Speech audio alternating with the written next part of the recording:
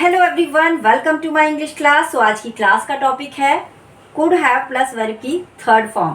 अब देखिए, could have plus verb की थर्ड फॉर्म का यूज़ हम कब करते हैं, किस कंडीशन में करते हैं? जब हम कोई काम पास्ट में नहीं कर पाते हैं, कोई काम पास्ट में किसी कारणवश नहीं कर पाते हैं और हम उसको प्रेजेंट में बोल रहे हैं कि मैं इस काम को कर सकती थी, उस कंडीशन में हम कुड हैव का यूज करते हैं। कुड हैव के साथ वर्ब की थर्ड फॉर्म का यूज करते हैं। चलिए जानते हैं सेंटेंस के माध्यम से। कुड हैव प्लस वर्ब की थर्ड फॉर्म यानी कर सकता था। मैं कोई भी काम पास में कर सकता था या फिर कर सकती थी। जैसे मैं लेटर लिख सकती थी, I could have written a letter. मैं लेटर लिख सकती थी अगर मेरे पास समय होता तो इस केस में हम यूज करेंगे I could have written a letter. वह इंग्लिश बोल सकता था इंग्लिश, लेकिन ऐसा नहीं हुआ। इस यहाँ पर भी हम यूज करेंगे he could have spoken English. हम पढ़ सकते थे वी कुड हैव रीड। इस तरीके से हम कुड हैव प्लस वर्ब की थर्ड फॉर्म का यूज करके सेंटेंस को बना सकते हैं, जिसकी आइडेंटिफिकेशन होती है कर सकता था या कर सकती थी। पास्ट में हम कोई काम जब नहीं कर पाते हैं तो यूज करते हैं कुड हैव प्लस वर्ब की थर्ड फॉर्म का।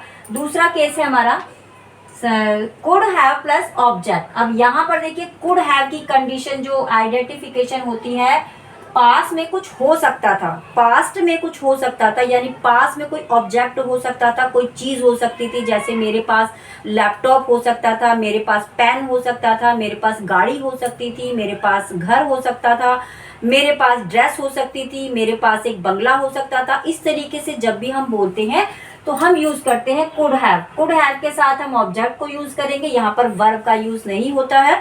वैसे भी हम कुड हैव प्लस वर्ब की फर्स्ट फॉर्म का यूज करके काफी सेंटेंस बना चुके हैं। देखिए, कुड हैव प्लस वर्ब की फर्स्ट फॉर्म का यूज हम पास्ट के लिए भी करते हैं और प्रेजेंट के लिए भी करते हैं। अब ये पता कैसे लगाएं हम कि कैसे हम कुड हैव का यूज पास्ट के लिए कर रहे हैं या फिर प्रेजेंट के लिए कर रहे हैं। तो टाइम एक्सप्रेसिव वर्ड से पता चलता है टाइम एक्सप्रेसिव वर्ड से पता चलता है कि कुड हैव का यूज हमने किस टेंस के लिए किया है, या फिर आगे या पीछे कोई ऐसा सेंटेंस होता है जिससे हम इजीली बोल पाते हैं कि हमने इस सेंटेंस को किस टेंस के लिए यूज किया है। यानी कन्वर्सेशन के माध्यम से भी हम इस बात को कह सकते हैं कि कुड हैव का यूज हमने पास्ट के लिए किया है या फिर प्रेजेंट के लिए किया है।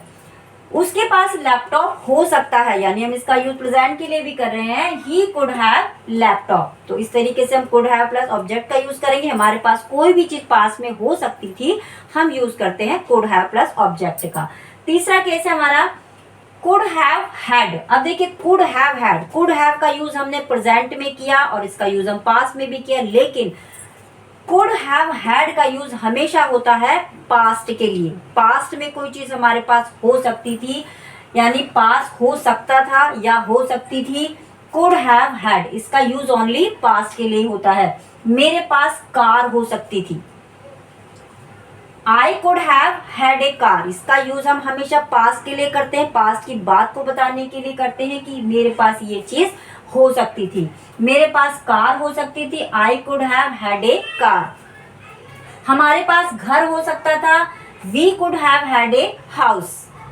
मेरे पास एक घड़ी हो सकती थी, I could have had a watch. तो इस तरीके से हम कुड हैव प्लस वर्ब की third form, could have plus object, could have had का यूज करके ढेर सारे सेंटेंस बना सकते हैं और डेली कन्वर्सेशन में हम इनको यूज कर सकते हैं। देखिए, ये छोटा सा वीडियो अगर आपको यूजफुल लगा है, आई होप आपको पसंद आया होगा, तो प्लीज वीडियो को लाइक शेयर एंड कमेंट जरूर कीजिए और मिलते हैं नेक्स्ट वीडियो में एक नए टॉपिक के साथ। Thank you so much, bye bye and take care.